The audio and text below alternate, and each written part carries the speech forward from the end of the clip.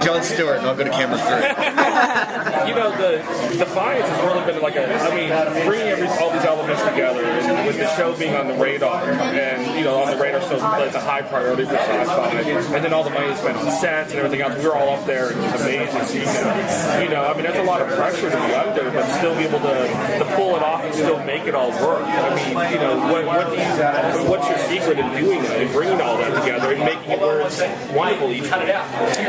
Well, one thing is not too much sleep.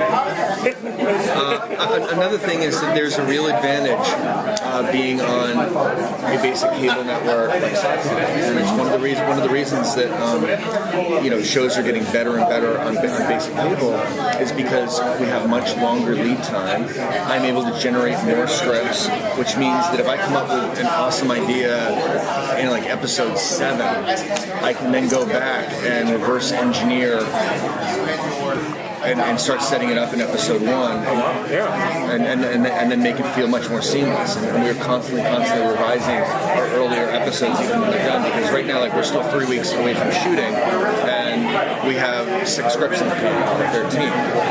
So by the time we actually start shooting, we'll probably have 7, maybe a good idea of 8. So if we get a great idea for 8, we'll be able to do it. And even if we finish because of that long lead time, you know, like the end of the pilot, for example, like that creepy scene with Nikki and Mr. Birch in the subway car, we actually shot that the same week that we wrapped the finale, and we went back and dropped it in because I knew where the finale was going.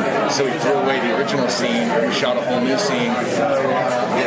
They basically set everything up with the Kaziri and the leap and everything. So that wasn't part of the original pilot, that time? There was a similar. We had a rudimentary version of that idea, but we learned more as we went along. Oh, I see. So you just kind of went back. Yeah, so we went back and sort of like platformed that. So I mean, you don't get that on a broadcast network the way that you do on Syfy. I think that really helps you plan, because you can do anything with enough time, and you can do a show like this. Is not a terribly, believe it or not, it's not a terribly expensive show. It's very, very well organized, and there's zero fat anywhere. So how does the collaboration with the video game come along? How does that work? That's constant. We've actually this year I've mentioned before in press Brian Alexander, our mythology coordinator. His job used to be that he would coordinate all of our scripts and make sure that all the revisions would happen and the alien languages went in. He's no longer doing that. We hired someone else just to do that part of his job, and now he's focused full-time on Tryon, because I think kind of looking at ourselves is, I think the crossovers could have been more meaningful in first season. I think we want storylines to intersect and dovetail better than they did from the first season, so we've really put resources into trying to help that happen between the show and Tryon. So I mean, but it's still, Brian has a full-time job doing nothing but keeping our mythology current and making sure that all the crossovers feel good and awesome and satisfying. How does the fan input play into it? Do you listen to what they're saying when you're doing these next scripts? I'm interested in the fan input. There's always a danger with that, because sometimes fans because they love the characters, they don't want bad things to happen to the characters. So you want to have, it's like West Side Story is not as good if Tony and Maria end up together at the end. But would you root for Tony to die? No, nobody wants that. So that's sometimes it's our job as the writers and the directors and the producers to make the hard, ugly decisions that the fans don't necessarily want to make for themselves, but they want to enjoy vicariously. Is it, you know, you're saying that you have someone dedicated to upkeeping the mythology and crossing it over more meaningfully between the game. So is it like more enjoyable to be able to like really delve into a world that you generally only get 13 hours with? Is that something that you? Well, I think let me answer from my standpoint is we have so much mythological material that we have not yet shared with the world.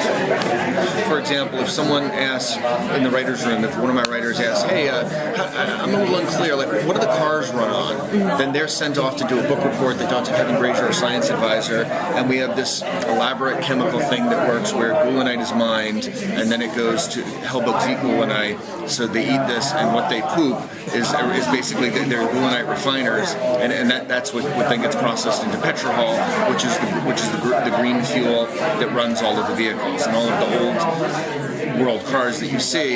They have essentially petrol converters in them, kind of like back in the 70s when they invented catalytic converters, and it's on every car.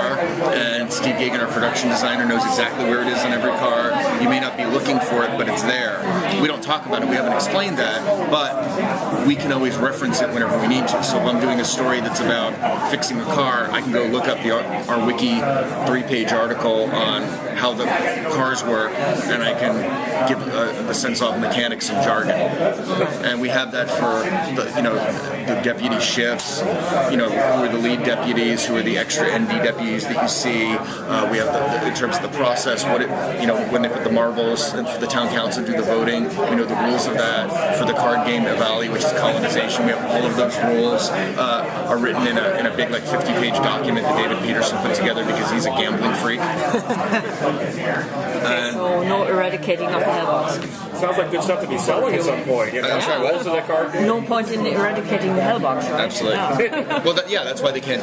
The hellbugs are very important. Yeah, we need a player's guide published or something. I think the goal is to do that. We've taken little forays into that world where there's some documents on Tumblr that answer a lot of questions about things that you may wonder about in the show, and I tried to make the Tumblr blogs answer questions that tease mythology, and there's maybe about 15 of them. There's a wiki. It's not anywhere as detailed as our internal wiki, because our internal wiki is like spoiler central. Revealing a lot. But I think that there definitely would be a place to have a coffee table book or some kind of thing, because there's so much beautiful concept art, and there's so much to look at and so much to learn about this world. I approve of that idea. Thank you.